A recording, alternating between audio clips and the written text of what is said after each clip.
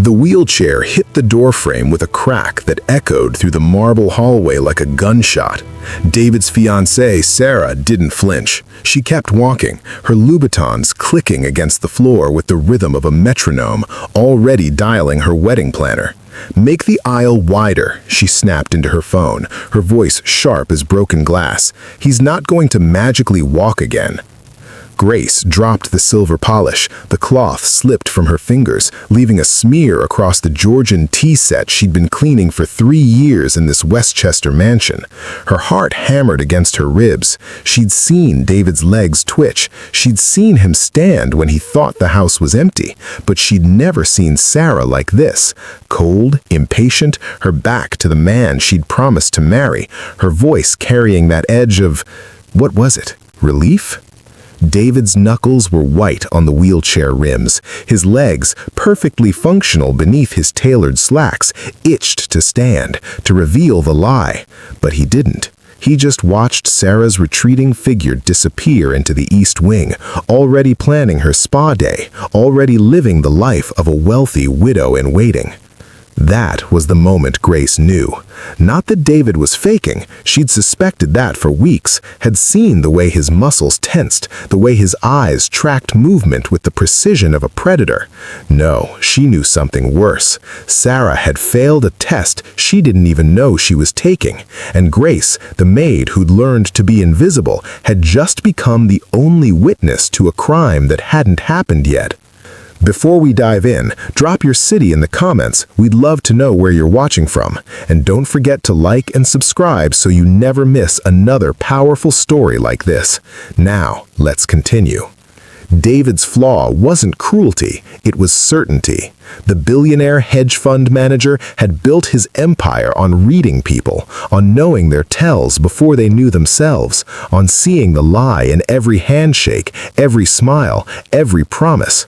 When his best friend, Marcus, stole $40 million last year, the man who'd been his best man, his brother in all but blood, David's trust didn't just crack, it calcified into something harder, something sharper. Now he tested everyone. His new chef had to resist a wallet left on the counter. His driver faced a lost gold watch, and his fiancée, she got the biggest test of all. 3 months ago, after the engagement party that made page 6, David had staged the car accident. A minor crash on a quiet road, a doctor on his payroll, a diagnosis of incomplete spinal cord injury, possible recovery, but unlikely. He'd watched Sarah's face in the hospital room, searching for disappointment beneath her tears, hunting for that flicker of calculation in her eyes. She'd passed that first test, held his hand, promised in sickness and in health. Wore black for a week, the perfect picture of the grieving fiancé. But the real test was the waiting. The daily grind of a life diminished, the endless patience required. And Sarah was failing. Grace's flaw was the opposite. She saw the best in people until they proved her wrong. It had cost her everything: her apartment in Yonkers, her pride, her belief that hard work alone was enough. When her mother got sick, when the medical bills piled up like snowdrifts, Grace took the maid job despite her business degree from Fordham. Pride was a luxury she couldn't afford. So she cleaned David's toilets and pretended not to notice his legs twitch when he thought no one was watching. She learned to be invisible, to move through rooms like a ghost, to see without being seen. She'd first seen it on a Tuesday. She was polishing the mahogany banister, her cloth moving in slow circles, when David thought the house was empty. He'd stood, stretched, walked to the window with the fluid grace of an athlete. Then he'd heard her gasp. She couldn't help it, the sound escaping like air from a punctured tire, and collapsed back into the wheelchair so fast he'd bruised his tailbone on the metal frame. Their eyes met. A silent contract formed in that heartbeat. She wouldn't tell, he wouldn't fire her. But that contract, that fragile trust, it shattered the day Sarah failed the test. The kind of rain that sounds like fingers tapping on glass, insistent, demanding. David asked Sarah to help him to bed. She was in the middle of a facial mask, her skin pulled tight by green clay. She called for Grace instead. "My nails are wet. she said, waving fresh polish that cost more than Grace's weekly salary. And he's heavy. Grace's back screamed as she lifted David. He was solid muscle, dead weight in the chair, his arm tight around her neck.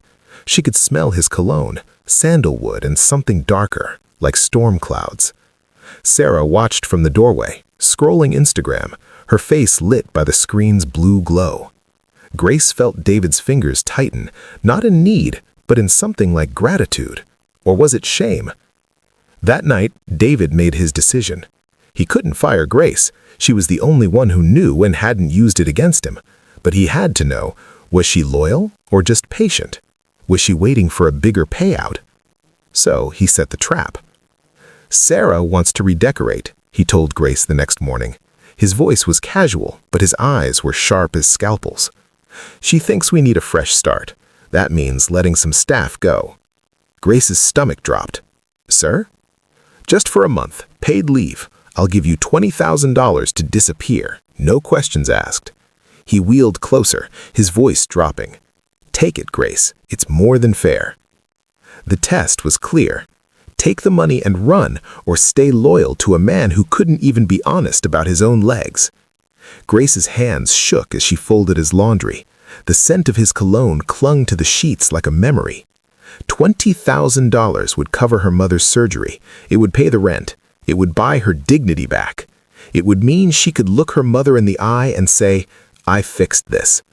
She looked at David, sitting in the wheelchair he didn't need, and saw not a billionaire, but a scared boy. Someone so afraid of being hurt, he'd rather hurt first. Someone who'd built a fortress of suspicion and called it safety. I'll stay, she said, her voice soft but steady. If you need me. David's jaw tightened. You're making a mistake. Maybe, Grace said, placing his perfectly pressed shirts in the closet. But it's mine to make. Grace's mother, Maria, called from the hospital. The cancer was back. The experimental treatment cost $18,000, money Grace didn't have, money that didn't exist in her world of minimum wage and mounting debt. She listened to her mother's voice, thin and brave, and lied. I'm fine, Mama. The boss gave me a bonus. We're going to fix this. She wasn't fine. She was choosing loyalty to a liar over her own mother's life. She was choosing principle over survival. She was making the kind of choice that breaks people. David watched her take the call. He saw her shoulders slump, heard the Spanish lullaby she hummed when she thought she was alone, a song his own mother used to sing, a ghost from his childhood. For the first time in months, he felt something other than suspicion. He felt shame. He felt the weight of what he was asking. The midpoint twist arrived on a Sunday afternoon. Sarah had planned a charity gala at the mansion. Wheelchair accessible, she told the event planner, for David's foundation. But Grace was dusting the balcony when she overheard Sarah on her phone talking to someone named Marcus. The paralysis story is perfect, Sarah purred, her voice like honey over razor blades. The board can't push him out if he's a sympathetic figure. 6 more months, and I have power of attorney. Then we sell everything. The company, the houses, the art. We'll be in Monaco by Christmas. David wasn't testing Sarah. Sarah was testing him. And Grace, the invisible maid, had just become the most dangerous woman in the mansion. Grace's hands shook as she polished the silver. She'd been loyal to a man who didn't trust, while his fiancé plotted his destruction.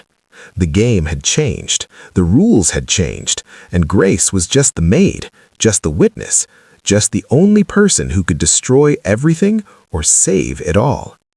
David confronted Sarah. He stood from the wheelchair, his legs strong, his voice cold as winter steel.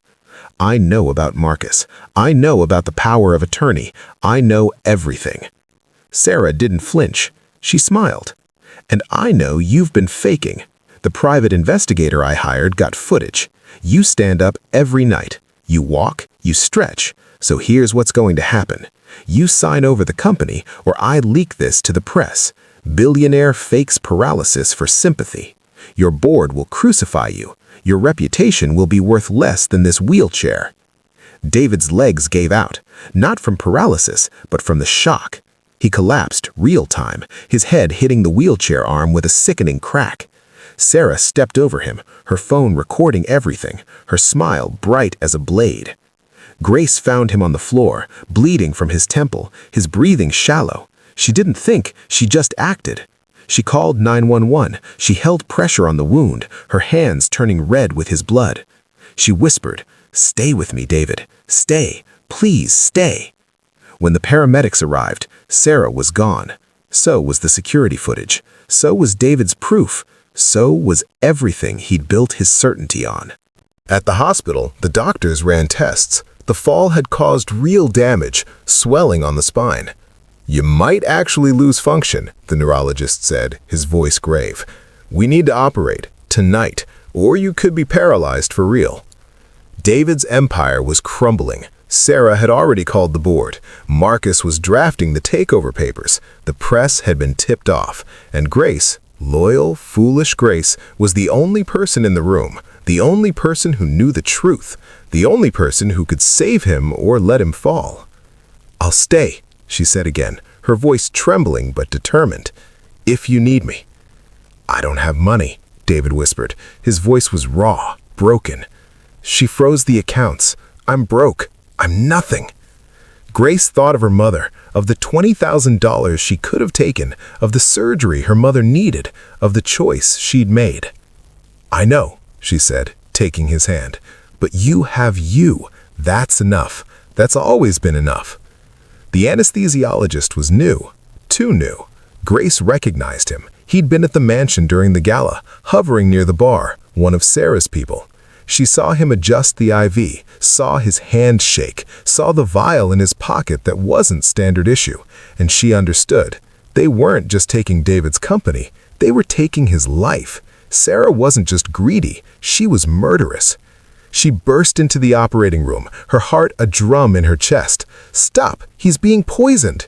The doctors froze. The anesthesiologist ran, dropping the vial, his footsteps echoing down the hall, and Grace stood there. A maid in surgical scrubs she'd stolen from a supply closet, holding a phone with a recording she'd made months ago.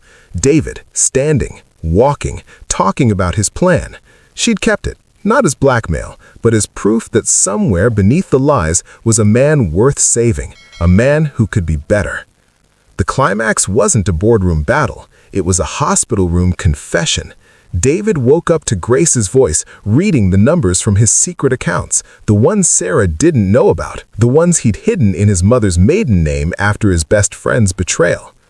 "How did you—" David started, his voice weak, his throat dry. "I cleaned your office," Grace said, her voice soft with a smile. "I know where you hide things, not just money, but pain, fear, the photo of your mother, the one you hid when Sarah called it tacky. The letter from your father, unopened, the truth you were too scared to face, that you were worthy of love, even when you weren't testing it." Sarah was arrested. Marcus fled to Argentina. The board reinstated David, but he didn't care. He had something more valuable, a person who'd seen him at his worst and stayed anyway. David offered Grace $10 million, a check, thick as a book, written in his steady hand. "For your mother," he said. "For you, for everything, for saving my life when I didn't deserve it." Grace looked at the check, then at David, still in the hospital bed, his legs still uncertain, his eyes clear for the first time since she'd met him. She thought of her mother, of the treatments, of the life she could have. She tore the check in half. The sound was loud in the quiet room. "I'll stay," she said, her voice firm, "but not as your maid, as your partner. And you have to stop testing people, start trusting them, start trusting yourself." David's eyes filled with tears. For the first time in years, he didn't calculate the risk. He didn't weigh the odds. He just felt. He just said, "Yes, yes, I'll try." David's legs had healed, but the surgery had left him with a permanent limp, a reminder of his fall from certainty. He'd traded his wheelchair for a cane. He'd traded his suspicion for something scarier, vulnerability. He'd traded his fortress for a home. Grace's mother was in remission. The treatment had been paid for, not by David's money, by Grace's own business degree, by the cleaning service she'd started for wealthy families, teaching them to treat their staff with dignity. David was her first investor. and her last, her only.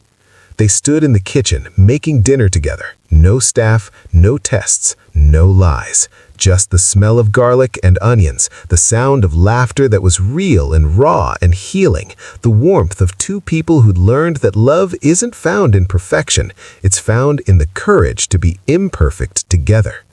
Sarah got out on bail. She sent one text, "You win." David didn't respond. He was too busy learning that the richest man is the one who can be poor in front of the right person, the one who can be broken and still be enough. Grace kissed his cheek, her lips soft against his skin. "You know what I learned?" Grace said, her voice a whisper of truth.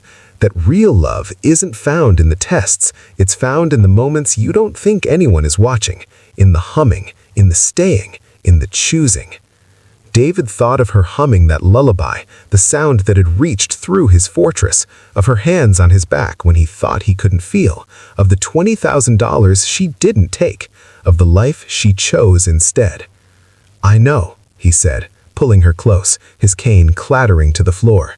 "I was watching, I was always watching, and I finally see."